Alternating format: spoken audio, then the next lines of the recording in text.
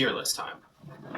Um, so I made a post about rewatching Sister Location and that being like my favorite game of all time. I saw people say, yeah, it had good story writing, but the gameplay itself was kind of no bueno, which is valid actually when I thought about it. So I wanted to do a tier list of the FNaF games, and let me preface this: I have not played all the FNaF games. I've I myself have played three total. I played FNaF 1, and when I say I played these games, I have not played them all the way through. I played Five Nights at Freddy's 1, like on a school computer. Five Nights at Freddy's 2 is the only Five Nights at Freddy's game I've had on my phone, and then I have uh, Help Wanted 1, which I did play quite extensively. I have it on my Switch and on my Xbox. If y'all haven't seen that stream, that was really funny. So definitely take a look at that YouTube video.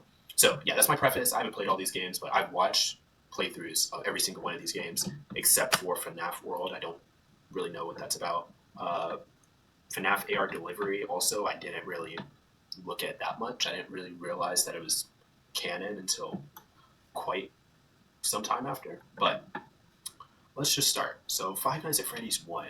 Uh, hmm. This is also kind of a lot of tiers, but it's fine. It's not that deep. Five Nights at Freddy's 1, I feel like it's a classic and it's just good. It's a good starting place for the franchise. Something I like about all the FNAF games is they are similar enough, but none of them are the same. Like this is the only one with like industrial doors and stuff like that.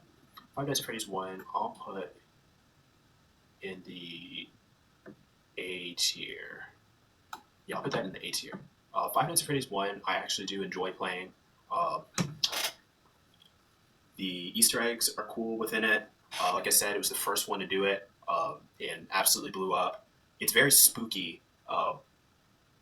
Yeah, I think it just works well. There's not too much going on where it's like 8 billion animatronics, but still gets the job done. And Freddy is like, he's that guy in that game.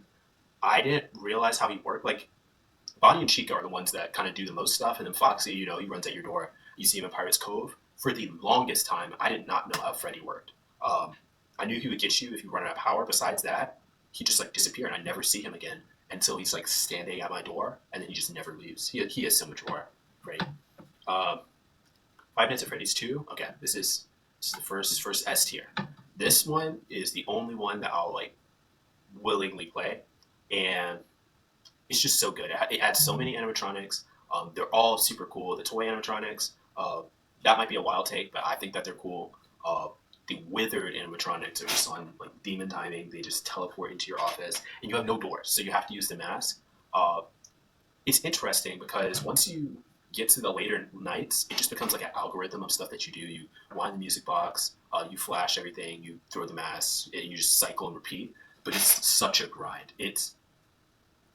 I saw the video about Markiplier allegedly faking the what is it, 1020 mode, 1120 mode? I think it's 1020. I don't remember, but whatever the max mode is, allegedly, it's unlikely that it was like legit. But I can see why it added so many animatronics in the same game, and it's just such a grind to get through. And it's not like that with Well, we'll get to Help Wanted later, but it's just so difficult in the original one. But yeah, I love that game.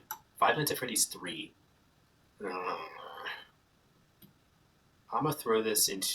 I'm gonna throw this into the D tier. I don't enjoy playing this game.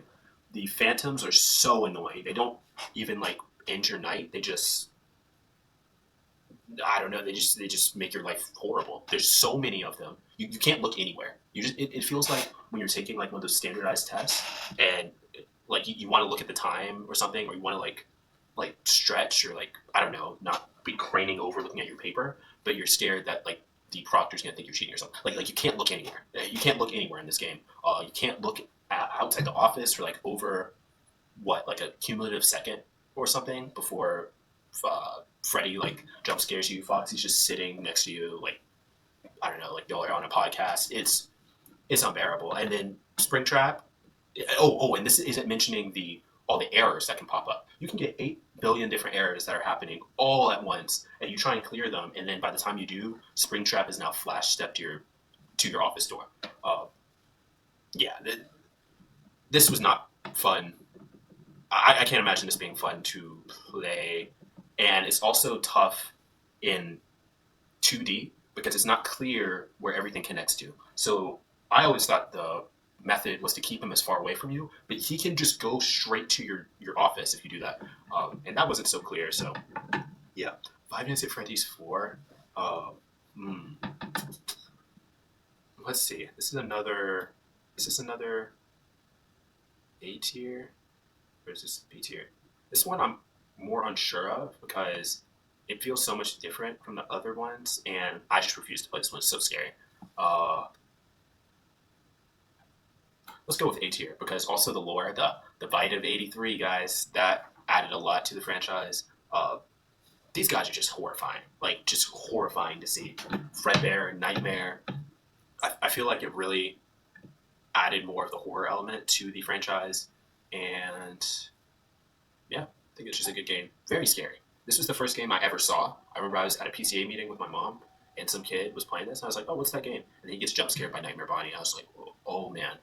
FNaF World, we're just gonna put an F tier because I don't know what's going on with this game. I don't know what this is. Are there like a bunch of bobblehead versions of the animatronics? I guess I don't know. Sister Location. So I said that this is like my favorite one of all time, and I think it's my favorite one to watch. But after hearing the comments and stuff, I think that it's probably not that fun to play, especially seeing Queso struggle with the mini arenas and stuff. I can see how it's not incredible to play, but the story building was just immaculate. Yeah, I already made a video on it, but Circus Baby is the goat.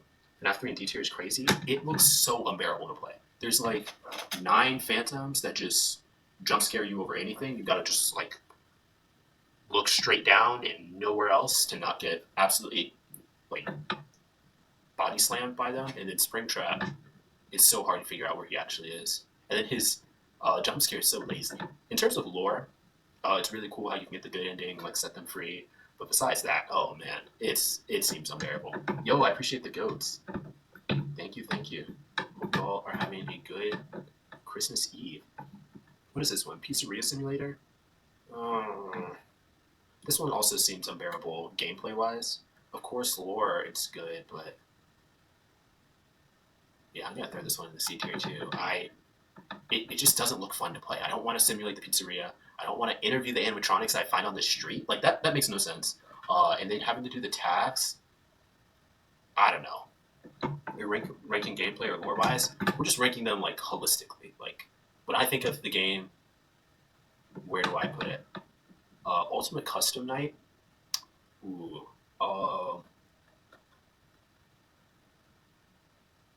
I'll put this in the A tier as well, just because of 50/20 mode. Like seeing people do this, seeing like the Bones 5 like breakdown how you can actually legitimately do it, seeing all of the animatronics in one game, it's just super cool.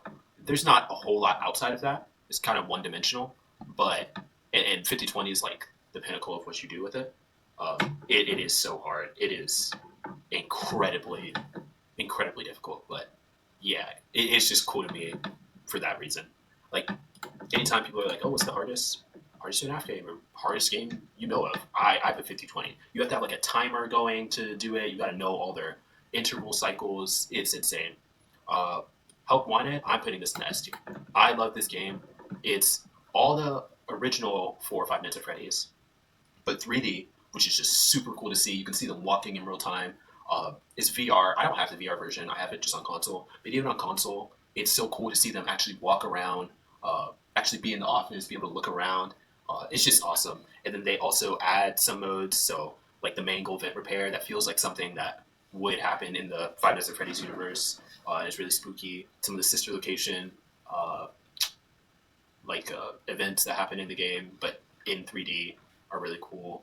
I don't really care for the whole glitch trap thing. I don't. We'll get to that more in just a second. I don't really like that part of it at all, but I kind of just ignore it and pretend it doesn't exist because I just love playing through all the modes, the parts and service. It's just all great. FNAF's AR Special Delivery, I think that's what it's called. I never played it. I don't know what's going on with it. I don't know how it works. I'm putting in that F tier is here. Let me just change it. Don't know about these. Yeah, I have no clue. I have no opinions. Let's delete this and let's go on. Um, Pizzeria Simulator. Oh, not Pizzeria Simulator. Pizzaplex Security Breach and Ruin. Uh, hmm. I'll put it in the B tier. I can't decide between B and C tier. I don't know. I don't love it. I'm gonna put it in the C tier. I don't love it. It yeah, I don't love it. I like Glamrock Freddy, and I like finding out about Glamrock Bonnie, and that is about it. Don't really care for. Oh, I like the DJ Music Man. He was cool. Most of the other characters are just kind of annoying. Vanny was just weird. Didn't really make sense to me.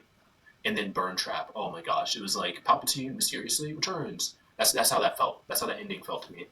Uh, Molten Freddy was cool, or what is it called? The Amalgamation or the Blob. I don't remember what it's called. That was cool, but I don't like Burn Trap. It's weird that it all happens in one night. Yeah, I don't really enjoy it. Call me crazy, but I'm playing the Mimic right now at home. It's decent, but not the best. Yeah.